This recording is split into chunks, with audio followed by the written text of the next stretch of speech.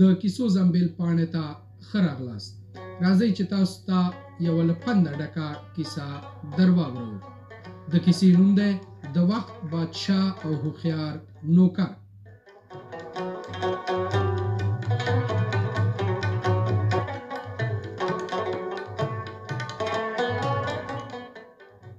یو سړی د یو پادشاه دربار ته راغی او د نوکرۍ غوښتنه یې وکړه. پادشاه ترې وپوښتل چې څه قابلیت لري. سړي ورته وویل چې سیاست پوه یم. د پادشاه په دربار کې له پخوا لا ډېر سیاست پوهان موجود وو، نو نوموړی یې د آسونو د طبیلې مسؤل وټاکه، ځکه د طبیلې پخوانی ساتونکی څو ورځې وړاندې وفات شوی و.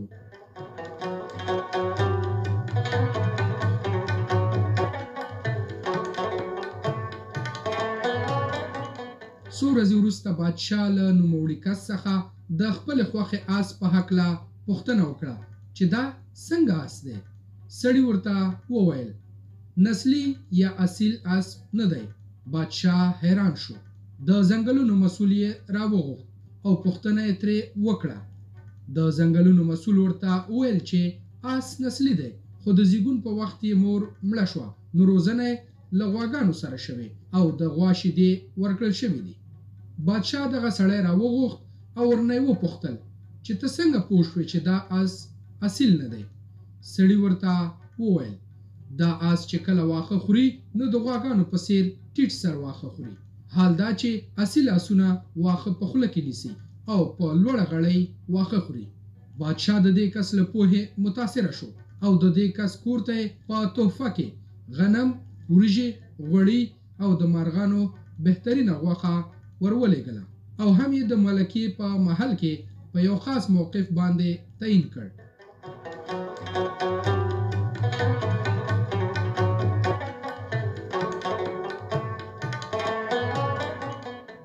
څو ورځې وروسته بادشاه له دې سړي نه د خپلې ملکې په اړه رایه وغوښته.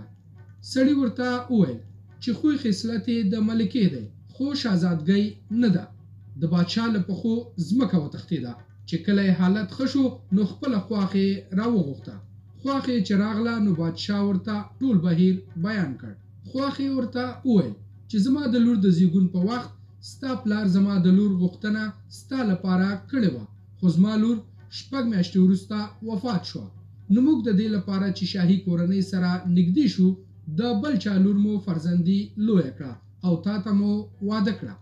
بادشاه فوراً دا سړی خپل دربار ته راوغوښت او ترې نه ویې پوښتل چې ته څنګه پوهېدې چې دا شهزادګۍ نه ده.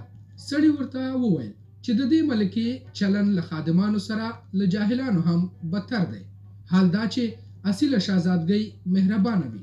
بادشاه د دې سړي په عاقلانه ځوابونو خوشحاله شو او د دې سړي کور ته په غټه پیمانه خوراکي توکي، وزې او پسونه په انعام کې ورولېږل او ورسره یې نوموړی کس په خپل دربار کې مشاور وګماره.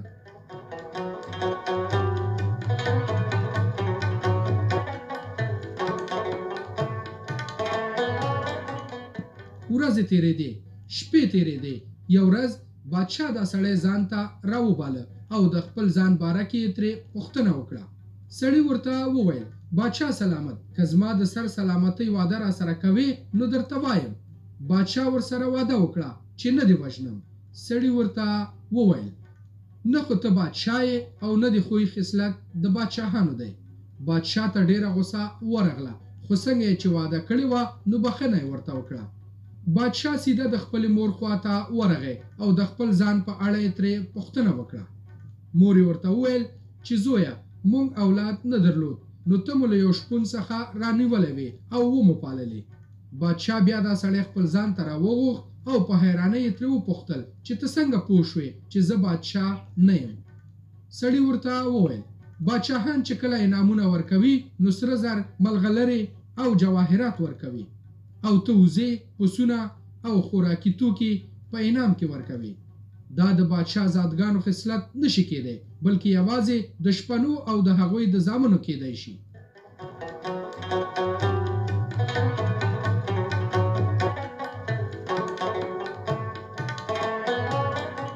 نو رښتیا هم عادتونه نسلونه ښایي. ملګرو، خپل اخلاق، خویونه او عادتونه مو بهتر کړئ، چون له همدې نه ستاسې اصلیت څرګندېږي.